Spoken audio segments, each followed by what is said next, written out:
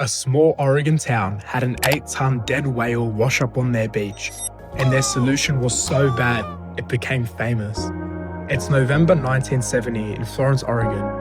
Population 4,100 people, and up until this week, exactly 0 whales.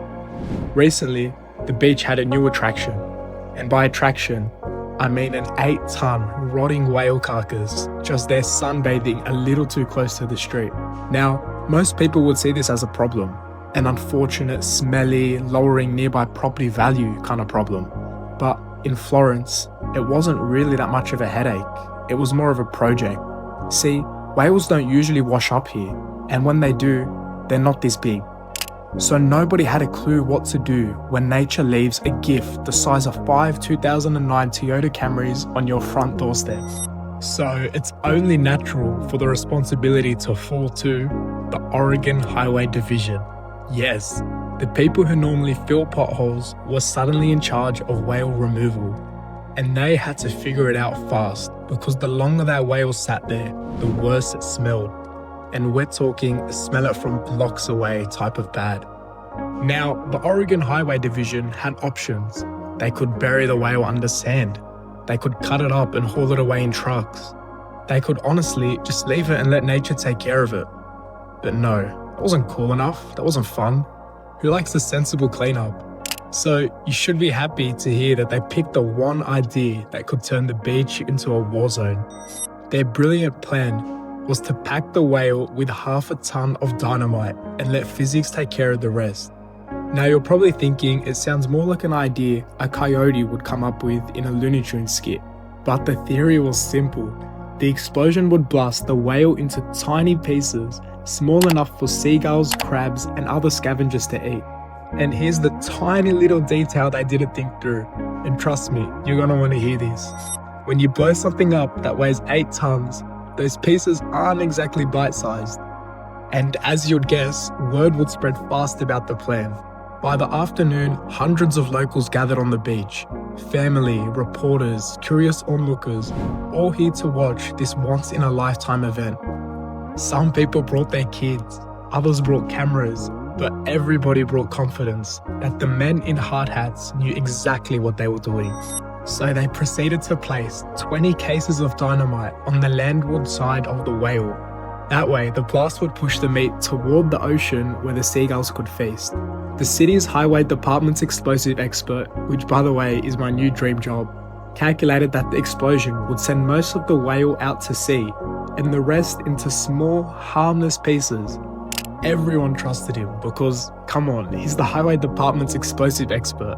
So, with complete faith in the plan, the reporters set up their tripods, kids were lifted onto the shoulders, and just before the countdown began, a light drizzle began to fall, which, if this was a movie, that would be called foreshadowing.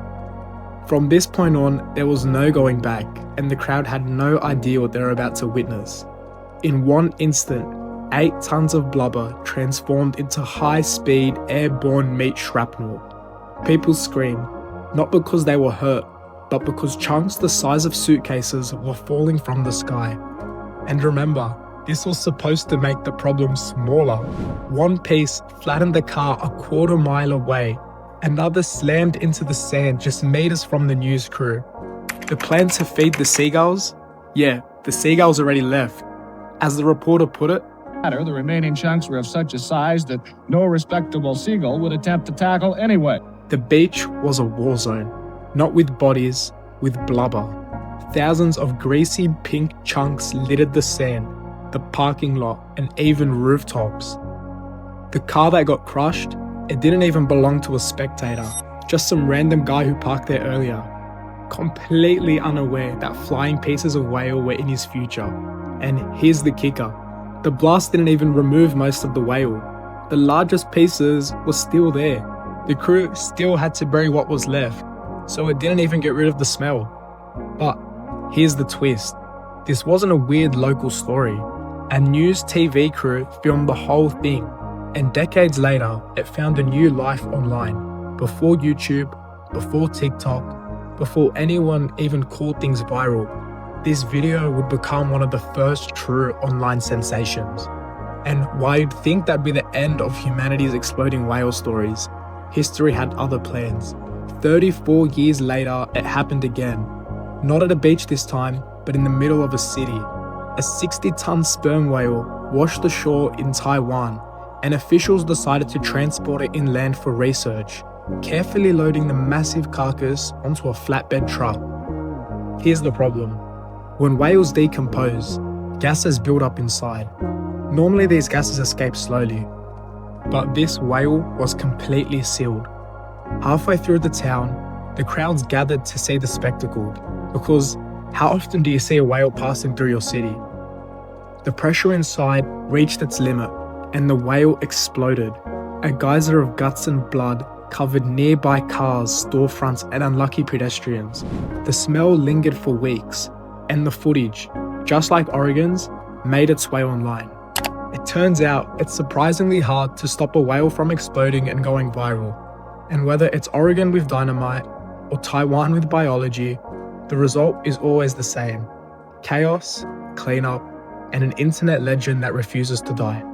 Thanks for watching, it really means a lot to our team. We're trying some new things on the channel, so let us know what you think in the comments, and as always, we appreciate you being here.